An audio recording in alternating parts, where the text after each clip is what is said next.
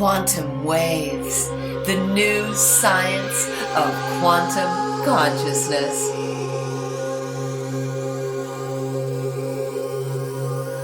Hosted by me, Suzanne Ross. Mark Fiorentino has written a masterful book called Master of Reality, Super Relativity, the Unified Field Theory. His book is all about his journey to discover the truth about how the universe really works. His journey started when he was just 10 years old and discovered Albert Einstein and his quest for the unified field theory. Now, 55 years later, in his book, Master of Reality, he invites you to join him on the adventure of a lifetime, which is the discovery of the theory of everything. His book is about his scientific and spiritual research into Albert Einstein's dream of a unified field theory. Within his book is a full scientific explanation for how the universe works. He provides answers that explain the foundational physics of our physical universe. Mark Fiorentino was born in Somerville, New Jersey on March 14th, the same birthday as his personal hero, Albert Einstein. The book Master of Reality contains not only the completion of Einstein's unified field theory, it also contains an explanation of how UFOs work and the alien technology they use. There's also controversial topics such as near-death experience revelations that are linked to the theory of super relativity and the theory of everything. There are many highly controversial topics covered in his book that concern a new paradigm shift in physics. Here's the list of breakthrough scientific concepts and discoveries stemming from the creation of the theory of super relativity. The discovery of the origin of mass, gravity, and inertia. The discovery of the signature of God, mass-generating geometry. The breakthrough discovery that properly explains star formation. All stars have neutronium cores. The discovery of the slip wave, the method of particle motion. The explanation of how to create an anti-gravity field. The discovery of how to break the light speed barrier. The explanation of the three true primary forces of nature. The explanation of how to build a slipwave spatial bias drive. The technology of the supercar is explained. The description of the stellar converter, which is a new high-powered technology for tapping the power of black holes. A global warming solution, Project Sunshade, a technology solution for stopping global warming. The establishment of the Global Space Defense System using Stargate technology, a new technology that can be used to travel to different time and space dimensions. Fasten your seatbelts, my friend, as we go on a journey through time, space, and beyond with my special guest, Mark Fiorentino. When I woke up on my path, the first thing I did was look at my hands and go, who am I? Where did I come from? Why am I here? What is this reality? And what is it made of? And I really wanted to know from a scientific perspective. And of course, Einstein was one of the first scientists that I felt really drawn to. And so I looked at, some of his work, and I tried to understand his theory of relativity and his theory of special relativity in my book. And I did my best to explore that. But you definitely take it to a whole new level. And so let's just dive right in to Okay. our interview. This is a great bridge. And so welcome to Sci-Spi.tv, Mark. I am so fascinated by the discoveries that you reveal in your book, Master of Reality. And I'm so excited to dive into your theory of super relativity.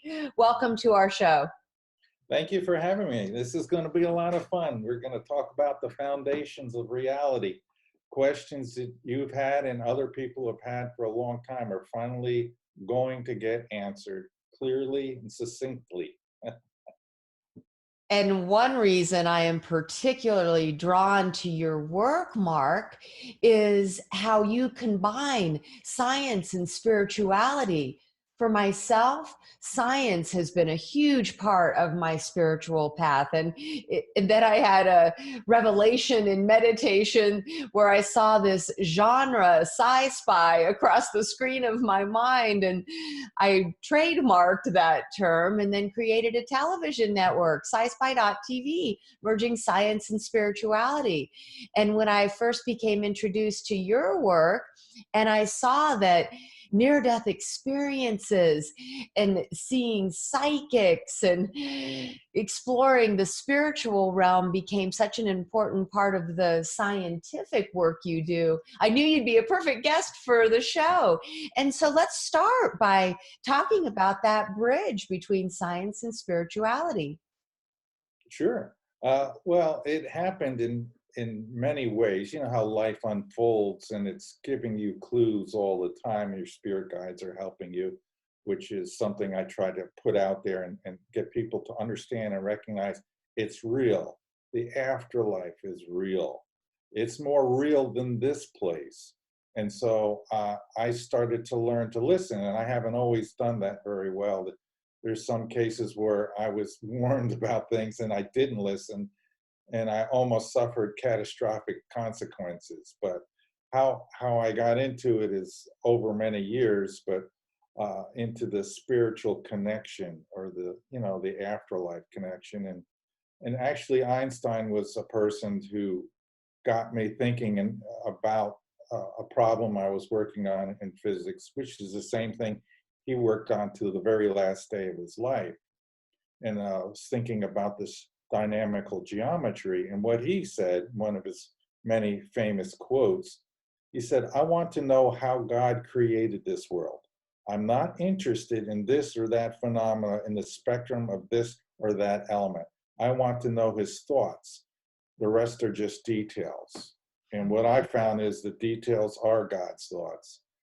And I thought about what he said, and it was kind of like, not to be disrespectful, but he sounds like he's trying to read God's mind. And you really can't do that. Not that the U.S. government hasn't tried to do that with remote viewing, but and that failed. But I'm thinking to myself, that's a good idea. If you want to know how something works, really works, you have to go to the person who created it. Nobody knows better. And this is what I did all throughout my career at IBM and other places I worked for. When there was a problem, I went to the guy or girl, whoever made that program or whoever made that piece of hardware, and I says, how does this work? I want to understand it so I can debug the problem. And so really what Einstein is saying, and what I thought is, let's just go to the source and let's allow this evidence. And there's loads of evidence coming from NDEs. People should really be listening. There's a lot of wisdom coming from them. And who would better know about the world and life and everything that's going on here but God? And when you're on the other side, you're connected. Everyone is connected. So I was interested in spiritualism from an early age, around the age of 20, and got into it by just for adventure's sake. I thought, well, a professor at school was talking about a town called Casadega, and it's a spiritualist capital of North America. according to that town, and there are many psychics there. And so a friend and I went down to this place when I was 20, and we had a reading. And we both had what I would call very normal readings, a little bit of, about your future life, which was turned out all to be correct. And it was a mysterious, wonderful day. And I remember even hearing on the radio a song playing that kind of was foretelling what was about to happen. It was a song by James Taylor. And it did happen, just as the song said. Distant hands in foreign lands are turning hidden wheels, causing things to come about which no one seems to feel, all invisible from where we stand, yet the connections come to pass. And all too hard to comprehend, they affect us nonetheless. So hearing that, I thought to myself, this is going to be a special day. And we went down there, and we finally found somebody, a friend of mine, whose name was Jeff Jones, or Duff, what we used to call him. And we went in and we had this reading, and my reading went perfect. She did predict my career. She did predict that I would be married, have 2 children, everything exactly as I guess you might say was planned. As we all have a life plan, I'm sure you probably are aware of that. Before we come down to earth, there's a plan that's put in place that we're going to experience certain things. So what really happened that was very interesting is after we had our readings and such, we were driving to Daytona Beach, where we were going to finish off the weekend partying and celebrating as young people do. And and he said to me, it's really interesting what she said about you, Mark. And I said, what are you talking about? There was nothing unusual, in my reading. And she said, oh yeah, someday you're going to discover something or write a book or something. I can't remember exactly what he said, but it stuck in my head. And for years, I kept trying to invent something. So something in there used the word invention or discover. And I spent many years not really realizing that, I was studying physics, and that would become not just a hobby, but now it's ingrained in my spirit, and it's given me a mission and a task, which is why I'm going on these shows to basically bring into reality the unified field theory is here. It's been solved, as well as the solution for anti-gravity. This is something that will exist, and we need to bring it into this world.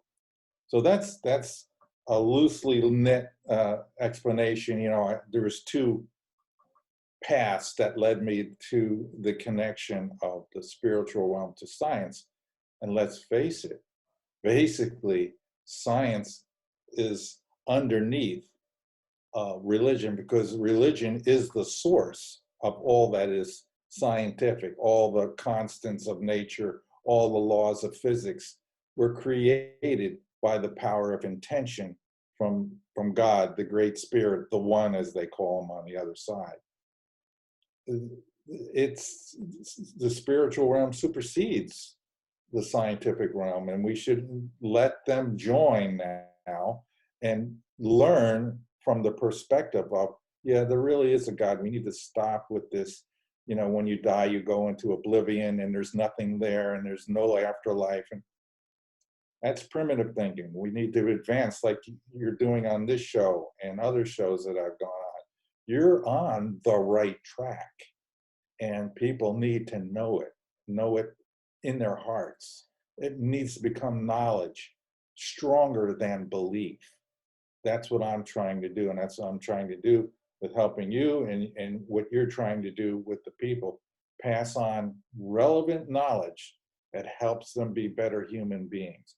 So this is just my task. I have a strange and obscure one. I'll admit that. I mean, bringing in the unified field theory into this world is not something that I thought I would ever do. I thought I'd read about somebody else doing it. And so I kept reading, looking for it, and it never happened. And then over time, ideas began to occur, and I made notes. And when I retired, I wrote this book. And it took 4 years to do it. It was a lot of work. And so connecting into these discoveries about anti-gravity, for one, it came from sort of your interest in UFOs as a Right. child when you discovered that UFO landing sites had a very high level of magnetism. Yes, that's correct. I remember very clearly. It's funny how these things just stick in your mind and stand out. And I went looking all over the internet for this. This is a book I had read when I was a kid, where a U.S. Air Force guy had brought a magnometer to a landing site, and they had done some measurements on the grass, and the grass itself was magnetized. This takes an immense amount of magnetic force to do. And then over the years, once I read that, that stuck in my head. And I said, wait a minute, anti-gravity has something to do with magnetism. Either magnetic field is a byproduct of the anti-gravity field, or it is the cause of the anti-gravity field. And over time, I came to the conclusion that the magnetic field is the cause of the anti-gravity field. And it took me many, many years to work through the mechanics of how exactly that works, how that can be. And it's clearly explained in my book, and it makes sense. It makes so much sense that when you read it, you say, how did we not know this? We did. The problem is physicists in this time have ignored it. They have ignored the evidence that's been there for years in place of the quantum theory, which really has caused them to lose their grip on reality. So what I'm trying to do is bring that grip back to common sense and what's really real, and not what we think might be real and what we think might be this way.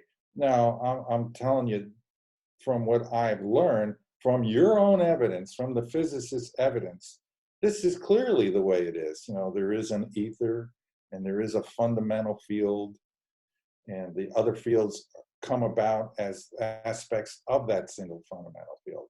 So yes, definitely, I read a lot of books on UFOs growing up, but always looking for clues as to how, that's the thing I was really interested in, how they fly, how they break the laws of physics, or they appear to break the laws of physics. And we can't make a jet that flies, 10,000 miles per hour like this and then make a left turn a 90 degree. We would not survive that. The inertia would kill us on the spot. But yet they do it as a common thing.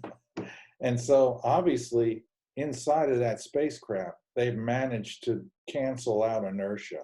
And that really comes from the anti-gravity field. So yeah, definitely I learned a lot from reading UFO books, things that scientists wouldn't consider important or real, but they need to open their minds up to the greater reality. Do you think that they're using some reverse technology with crafts they may have been able to study?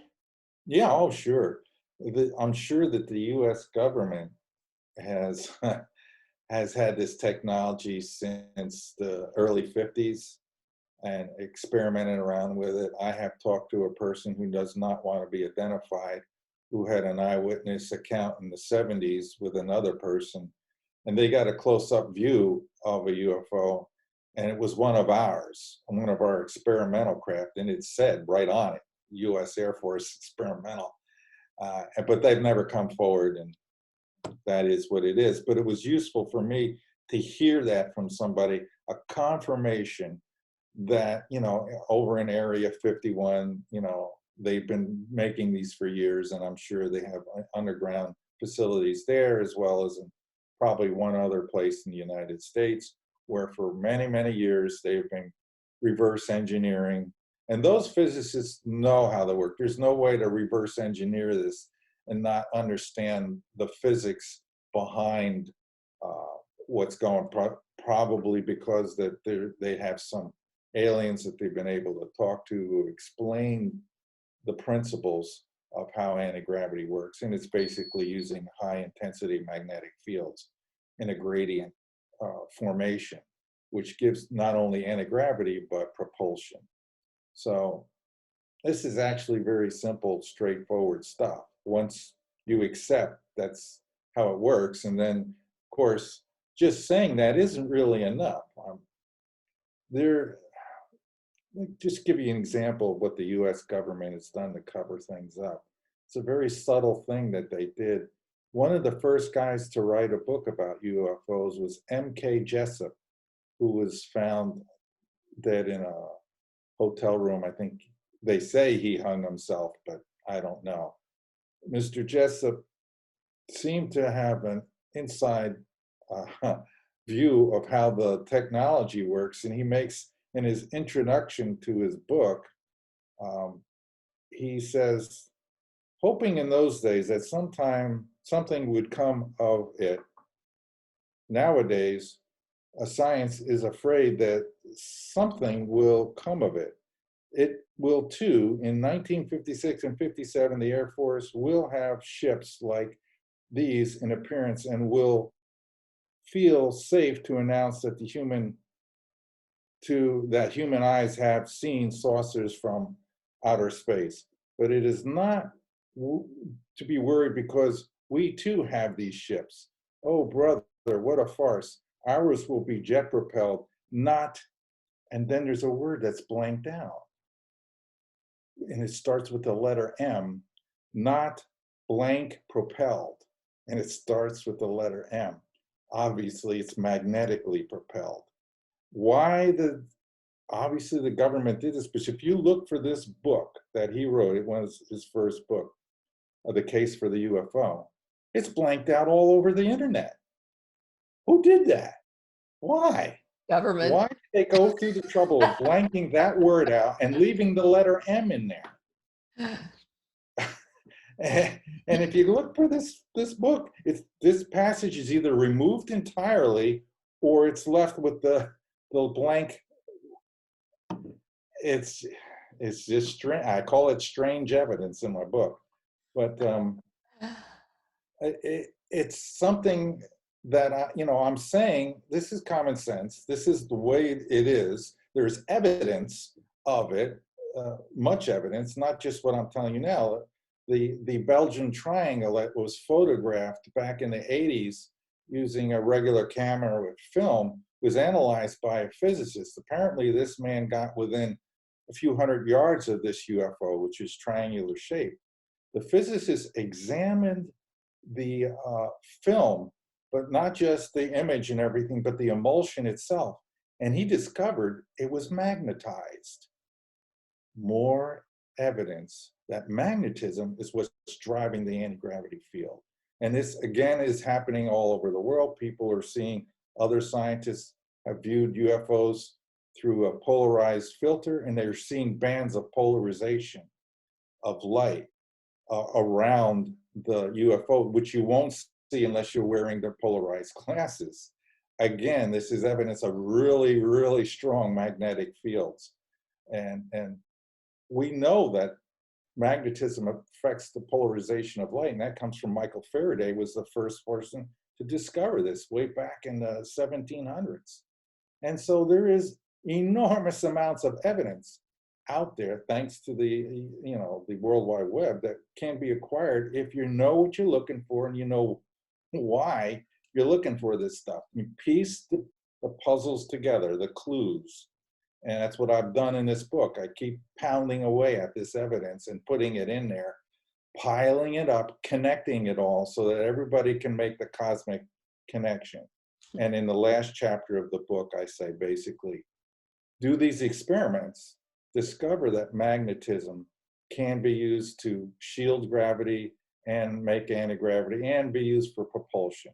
And this has to be done. Physicists, the mainstream guys, have to go out there and do these experiments. And, I give them some examples, but this is going to have to be done. And once they do it, the mainstream guys say, hey, this actually does work. And this is not predicted by relativity. This is not predicted by quantum mechanics. the theory, therefore, must be right because it's predicted new science, new physics, and we have the evidence in a lab to prove it. So that's part of what I'm on these shows for, announcing, do the experiments I say in the book, and you'll prove that the theory of super relativity is correct. Thank you for tuning in to part 1 of this fascinating 4-part series featured right here on the Quantum Waves channel of Sci-Spi.tv.